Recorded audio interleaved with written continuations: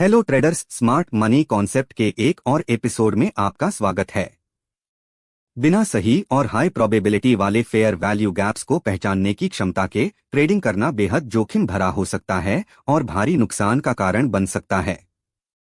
Fair value gaps, जिन्हें कई लोग नजरअंदाज कर देते हैं, वास्तव में मार्केट में इंस्टीट्यूशनल मनी के फुटप्रिंट्स को दर्शाते हैं। ये मार्केट में बेहतर ट्रेडिंग अवसरों की पहचान करने में महत्वपूर्ण भूमिका निभाते हैं और स्मार्ट मनी ट्रेडिंग स्ट्रैटेजीज की नींव का हिस्सा हैं। आज के एपिसोड में हम अलग अलग प्रकार के कैंडलस्टिक फेयर वैल्यू गैप्स को समझेंगे, उनके पीछे की साइकोलॉजी का विश्लेषण करेंगे और उनसे जुड़े प्राइस एक्शन को गहराई से देखेंगे। इतना ही नहीं, हम उन मुख्य रूल्स और क्राइटेरिया पर भी चर्चा करेंगे जो किसी साधारण फेयर वैल्यू गैप को एक हाई प्रोबेबिलिटी वाले ट्रेड में बदल सकते हैं। तो ट्रेडर्स, अगर यह विषय आपको रोचक लग रहा है तो इस वीडियो को लाइक करें ताकि हमें आपका समर्थन मिले, और अगर आप हमारे चैनल पर नए हैं तो सब्सक्राइब करना न भूलें। फेयर वैल्यू गैप्स की बेसिक फीचर्स में जाने से पहले आइए जल्दी से मार्केट सेंटिमेंट पर एक नजर डालते हैं, ताकि हम यह समझ सकें कि वे कौन से प्रमुख कारक हैं जो मार्केट की मूवमेंट को प्रभावित करते हैं और प्राइस बिहेवियर के पीछे की साइकोलॉजी को संचालित करते हैं। मार्केट मूवमेंट की डायनामिक्स को दो मुख्य कारकों में समझाया जा सकता है जो लगातार प्राइस डायरेक्शन को प्रभावित करते हैं। Number 1, liquidity zones. मार्केट लगातार लिक्विडिटी को स्वीप करने की कोशिश करता है ताकि मोमेंटम बनाया जा सके।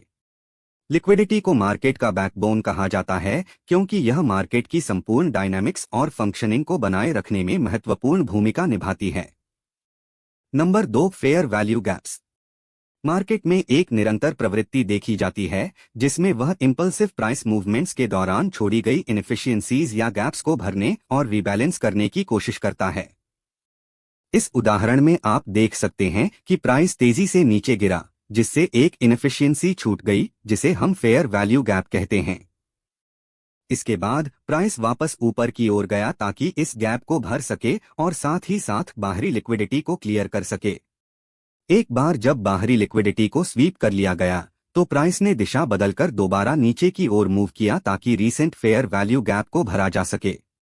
यह साइक्लिकल पैटर्न दर्शाता है कि मार्केट कैसे काम करता है, लगातार संचित लिक्विडिटी को क्लियर करता है और इनएफिशिएंसीज को रीबैलेंस करने के लिए फेयर वैल्यू गैप्स को भरता है। अब आगे बढ़ते हैं और यह समझते हैं कि हम कैंडलस्टिक पर्सपेक्टिव से मार्केट में फेयर वैल्यू गैप्स को कैसे पहचान सकते हैं। फेयर वैल्यू गैप्स आमतौर पर 3 कैंडल्स की एक सीक्वेंस में बनते हैं और चार्ट पर एक बड़ी इंपल्सिव कैंडल के रूप में आसानी से दिखाई देते हैं।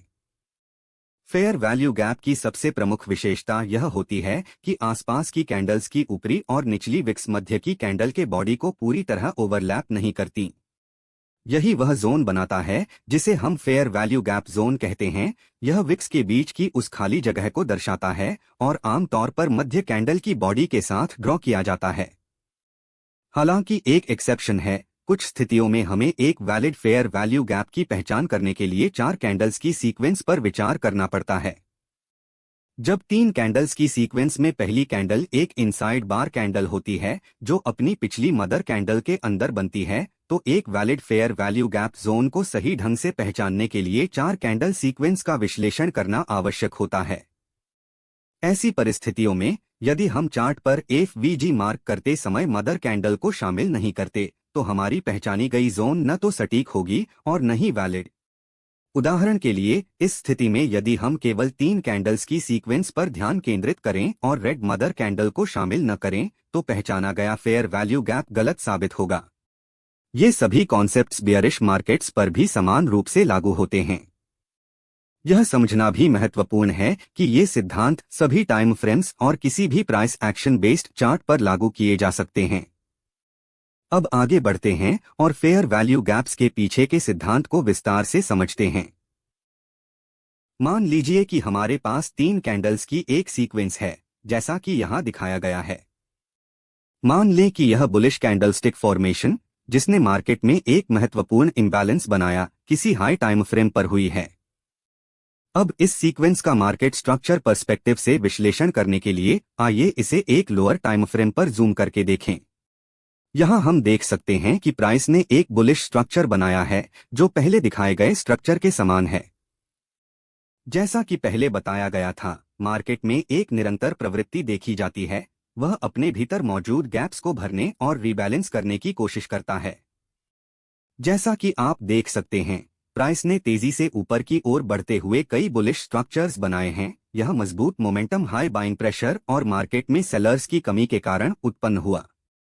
जब ट्रेडर्स ऐसी स्पीड मूवमेंट देखते हैं और अच्छी बाइंग अपॉर्चुनिटी चूक जाते हैं, तो वे अक्सर प्रमुख जोन्स जैसे ऑर्डर ब्लॉक्स और डिमांड एरियाज के नीचे बाय लिमिट ऑर्डर्स लगाते हैं, यह उम्मीद करते हुए कि एक गहरा पुलबैक आएगा जो उनके एंट्रीज को ट्रिगर करेगा, इससे पहले कि प्राइस दोबारा ऊपर की दिशा में बढ़े। यह स्थिति उन एरियाज में बड़ी संख्या में बाय ऑर्डर्स के संचय की ओर ले जाती है, जिससे फेयर वैल्यू गैप के अंदर एक महत्वपूर्ण लिक्विडिटी पूल बन जाता है, जिसे मार्केट स्वीप करने की कोशिश करता है।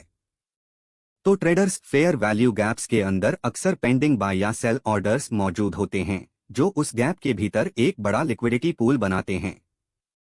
यही मुख्य कारण है कि प्राइस अपनी ट्रेंड जारी रखने से पहले इन गैप्स को भरने के लिए वापस लौटता है और अक्सर इससे भी अधिक मोमेंटम के साथ आगे बढ़ता है। इन पेंडिंग ऑर्डर्स की उपस्थिति फेयर वैल्यू गैप के अंदर एक मैग्नेट की तरह काम करती है, जो प्राइस को वापस खींचकर उस गैप को भरने के लिए प्रेरित करती है। उसके बाद वह अपनी दिशा में आगे बढ़ता है। यही बिहेवियर स्मार्ट ट्रेडर्स के लिए हाई प्रोबेबिलिटी ट्रेडिंग अपॉर्चुनिटीज प्रदान करता है। मान लीजिए एक ऐसा सिनारियो जहां प्राइस नीचे की दिशा में मूव कर रहा है। इस स्थिति में एक फेयर वैल्यू गैप, जिसे लिक्विडिटी गैप भी कहा जाता है, तब बनता है जब उस डाउनवर्ड मूव के दौरान बाइंग प्रेशर की कमी होती है। यह ध्यान रखना महत्वपूर्ण है कि फेयर वैल्यू गैप की पहचान पूरी तरह उस इंपल्स कैंडल, चाहे वह बुलिश हो या बेरिश, और उसकी आसपास की कैंडल्स पर आधारित होती है। इस रेंज के बाहर की अन्य कैंडल्स गैप की पहचान में कोई भूमिका नहीं निभाती। ये लिक्विडिटी गैप्स अत्यंत महत्वपूर्ण होते हैं क्योंकि ये हाई प्रोबेबिलिटी एंट्री जोन्स के रूप में काम कर सकते हैं, यह देखते हुए कि मार्केट स्वाभाविक रूप से लिक्विडिटी की ओर आकर्षित होता है। जब प्राइस नीचे की ओर ट्रेंड करता है, तो वह अक्सर अपनी बेयरिश मोमेंटम जारी रखने से पहले ऊपर की ओर मौजूद लिक्विडिटी जोन्स को क्लियर करने की कोशिश करता है। परिणामस्वरूप ये जोन ऐसे क्षेत्रों में बदल सकते हैं जहां प्राइस अस्थायी रूप से ऊपर की ओर मूव करता है ताकि गैप को भर सके और फिर और अधिक ताकत के साथ अपनी डाउनवर्ड दिशा में आगे बढ़ता है। अब जब हम फेयर वैल्यू गैप्स के पीछे की साइकोलॉजी को समझ चुके हैं, तो आइए यह जानें कि इन्हें प्रभावी रूप से कैसे उपयोग किया जा सकता है ताकि हम मार्केट की आने वाली मूवमेंट्स और दिशा की पहचान कर सकें। प्राइस डायरेक्शन तय करने में सबसे महत्वपूर्ण कारक वह प्राइस एक्शन है जो तब सामने आता है जब प्राइस फेयर वैल्यू गैप में प्रवेश करता है। यदि प्राइस फेयर वैल्यू गैप का सम्मान करता है और ऊपर की दिशा में रिजेक्शन दिखाता है, तो यह संकेत देता है कि प्राइस संभवतः ऊपर की ओर बढ़ेगा ताकि रीसेंट ऊपर जमा बाय साइड लिक्विडिटी तक पहुंच सके। इसके विपरीत, यदि प्राइस फेयर वैल्यू गैप तक पहुंचने पर कोई प्रतिक्रिया नहीं दिखाता, तो यह संकेत देता है कि प्राइस नीचे की ओर बढ़ेगा ताकि हाल के निचले स्तर के नीचे जमा सेल साइड लिक्विडिटी को टारगेट कर सके। फेयर वैल्यू गैप्स की हमारी समझ को मजबूत करने के लिए आइए देखें कि इन्हें चार्ट पर कैसे पहचान सकते हैं। मान लीजिए कि हमारे पास एक बुलिश कैंडल्स की सीरीज है। हम अपने विश्लेषण की शुरुआत कैंडल सीक्वेंस के नीचे से करते हैं। यहां हमारे पास 3 कैंडल्स का एक फॉर्मेशन है, जिसे 3 ग्रीन कैंडल्स द्वारा दर्शाया गया है। यदि हम पहली कैंडल की ऊपरी विक और तीसरी कैंडल की निचली विक से लाइन खींचें, तो हम उनके बीच एक गैप देख सकते हैं। यही फेयर वैल्यू गैप है। आगे बढ़ते हुए हम अगले 3 कैंडल्स की सीक्वेंस में एक और फेयर वैल्यू गैप देखते हैं। हालांकि प्राइस बाद में नीचे की ओर मूव करता है और अंततः सभी गैप्स को भर देता है। अपने विश्लेषण को जारी रखते हुए स्ट्रॉन्ग अपवर्ड मोमेंटम देखते हैं। अब इस बेयरिश कैंडल की ऊपरी विक और इसके बाद आने वाली ग्रीन कैंडल की निचली विक के बीच एक और फेयर वैल्यू गैप की पहचान करते हैं। थोड़ी ऊपर की ओर हम एक और 3 कैंडल्स की सीक्वेंस देखते हैं। हालांकि जब हम फिर से लाइन खींचते हैं, तो हम पाते हैं कि कैंडल्स के बीच कोई गैप नहीं है, इसलिए यहां कोई फेयर वैल्यू गैप मौजूद नहीं है। एक बार फिर हम इन 3 कैंडल्स पर विचार करें और पहली कैंडल की ऊपरी विक से लेकर लास्ट कैंडल की निचली विक तक लाइन खींचें तो हम देख सकते हैं कि इनके बीच एक गैप मौजूद है। यह गैप बाद में अगले 2 कैंडल्स द्वारा मिटिगेट और रीबैलेंस किया जाता है। इसके बाद ऊपर की ओर एक और 3 कैंडल्स की सीक्वेंस है। लाइन खींचने पर हम आसानी से यहां एक और अनमिटिगेटेड फेयर वैल्यू गैप की पहचान कर सकते हैं। इसलिए इस बुलिश कैंडल सीरीज में हमने 2 अनमिटिगेटेड फेयर वैल्यू गैप्स की पहचान की है, एक ऊपर की ओर और दूसरा एक्सट्रीम पर। प्राइस आमतौर पर नीचे की ओर रिट्रेस करता है ताकि इन फेयर वैल्यू गैप्स के भीतर मौजूद लिक्विडिटी गैप्स को भर सके और फिर अपनी बुलिश मोमेंटम को जारी रखे। प्राइस ऊपर वाले फेयर वैल्यू गैप से पलट सकता है या एक्सट्रीम पर मौजूद गैप को मिटाने के लिए और नीचे जा सकता है। मार्केट में दोनों परिस्थितियां संभव हैं। यही कॉन्सेप्ट्स बेयरिश सिनारियो में भी समान रूप से लागू होते हैं। अब आइए एक रियल चार्ट पर नजर डालते हैं और देखें कि हम फेयर वैल्यू गैप कॉन्सेप्ट का उपयोग मार्केट स्ट्रक्चर मैपिंग करने में कैसे कर सकते हैं। जैसा कि आप देख सकते हैं, प्राइस की प्रमुख दिशा बेयरिश है। हाई प्रोबेबिलिटी वाले फेयर वैल्यू गैप्स की पहचान करने के लिए सबसे पहले हमें इंतजार करना चाहिए कि प्राइस एक वैलिड ब्रेक ऑफ स्ट्रक्चर बनाए। यहां हम देख सकते हैं कि प्राइस नीचे की ओर गया है और पिछले मेजर लो को तोड़कर उसके नीचे एक वैलिड ब्रेक ऑफ स्ट्रक्चर किया है। अब आइए रीसेंट बेयरिश मोमेंटम से उत्पन्न फेयर वैल्यू गैप्स की पहचान करें। एक बेयरिश मार्केट में चार्ट का विश्लेषण ऊपर से नीचे की दिशा में करना आवश्यक होता है ताकि फेयर वैल्यू गैप्स की पहचान की जा सके, जबकि बुलिश मार्केट में विश्लेषण नीचे से ऊपर की दिशा में किया जाता है। इस हाई पॉइंट से शुरू करते हुए हम अपना विश्लेषण आरंभ करते हैं। यहां हमें मार्केट के एक्सट्रीम पर 3 कैंडल्स की एक सीक्वेंस दिखाई देती है। पहली कैंडल की निचली विक से तीसरी कैंडल की ऊपरी विक तक लाइन खींचने पर हम एक मिटिगेटेड फेयर वैल्यू गैप की पहचान करते हैं जो इस पॉइंट पर स्थित है। चार्ट का बारीकी से निरीक्षण करने पर यह स्पष्ट होता है कि इस इंटरनल बेयरिश इंपल्सिव मूव के भीतर फिर से एक और फेयर वैल्यू गैप बना है, जो कि 3 कैंडल सीक्वेंस के कारण उत्पन्न हुआ है। क्योंकि यहां फेयर वैल्यू गैप अनमिटिगेटेड है, इसे एक ट्रेडिंग अवसर के रूप में माना जा सकता है। इस बेयरिश इंपल्सिव मूवमेंट के भीतर हमने 2 फेयर वैल्यू गैप्स की पहचान की है, एक जिसे प्राइस एक्शन द्वारा मिटिगेट किया गया है और दूसरा जो अनमिटिगेटेड है।